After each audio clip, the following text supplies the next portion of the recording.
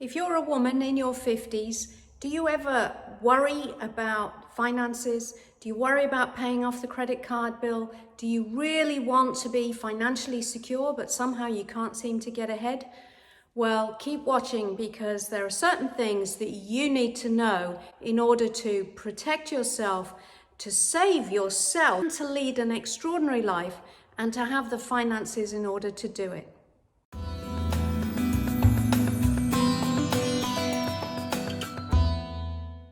Hi, I'm Dr. Tracey Swift, and welcome to Reclaim Your Mojo in Your 50s. This is a channel devoted to helping you reclaim your personal, your financial, and your relationship well-being based on the abundance of research and studies into all aspects of psychology. If you're new here, then please click on the bell and click on the subscribe button, and you will be alerted every time there's a new video, and they will all relate to you. If you're a regular, welcome back. So, if you're a woman in your 50s, you will fit into one of these financial categories.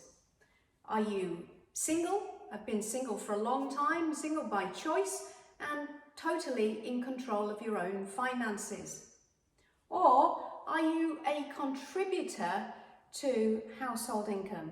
You don't earn the most amount of money in your household, but you are a contributor. Most women will fall into this category, and there is an issue then for them in terms of time and retirement, which is why they're on this side of the time axis, because women typically take about 14.7 years in terms of career breaks, whether that be through parental leave or other types of breaks, and that means that they don't have as much savings in their retirement funds. So married contributor is not necessarily a good place to be. If you're 50 and you've worked hard and you've got a very high profile position, you may feel that you're very comfortable because you're in the married breadwinner. You may earn the most in your family, and you may feel that that serves you well. So as income goes up and time goes along, then after 50, this magic asterisk here, what will happen to almost all women, in fact, studies say that it is over 90% will end up single and in control of their own finances. Now, for many women, that means that they will become suddenly single, and that means that that is due to divorce, or it could be widowhood, sadly. So a recent study that came out from UBS on a woman's worth said that 70% of women who ended up as suddenly single were subject to unpleasant financial surprises because they didn't know what was happening. Usually their husband had invested the money, but you can see that as the time when women are living longer than men, their income is actually going down when they become suddenly single.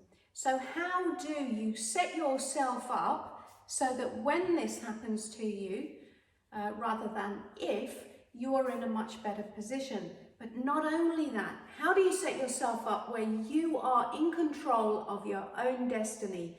How do you become strong? How do you become smart? And how do you become secure in your finances? Well, keep watching, because I have 5 tips for you. So what can you do to protect yourself as a woman and become strong, smart, and secure about the money that you have, knowing that eventually you are going to become solely responsible for your finances, even if you are not now? Well, according to Suze Orman, who wrote a fabulous book called Women and Money, there are 5 discrete things that you can specifically do. So number 1 is to get out of debt absolutely, completely. That means no more credit card debt, no more mortgages, no more store cards or any kind of personal loans at all. And she says that that's one of the reasons that, or one of the aspects that separates men from women in their relationship with money, is that women want to be secure and they don't want to be in debt. So the second thing is to live below your means.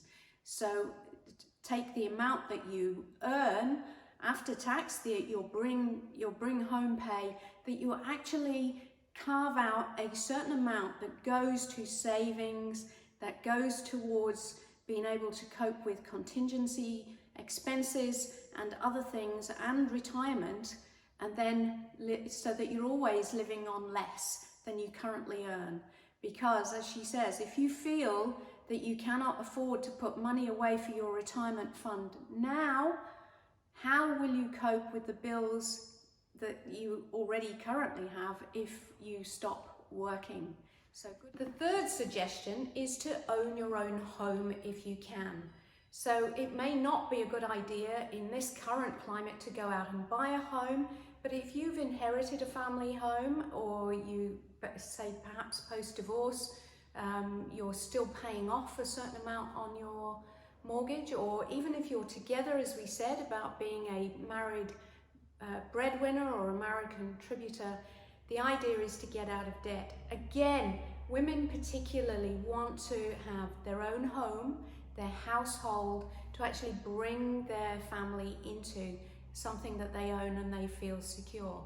So if you do have a mortgage on your home, the suggestion is to pay it off and get out of debt.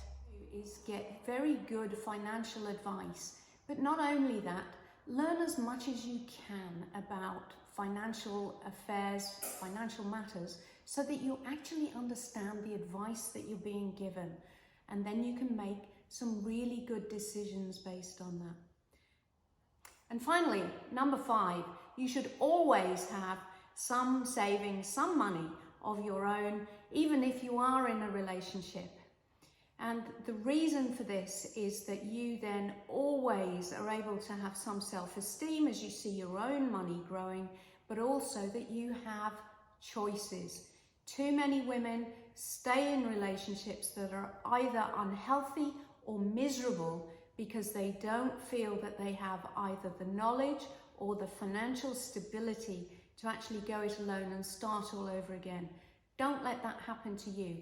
By being in control of your own finances, then you can step into your own destiny, step into your power and into your truth, control your own destiny.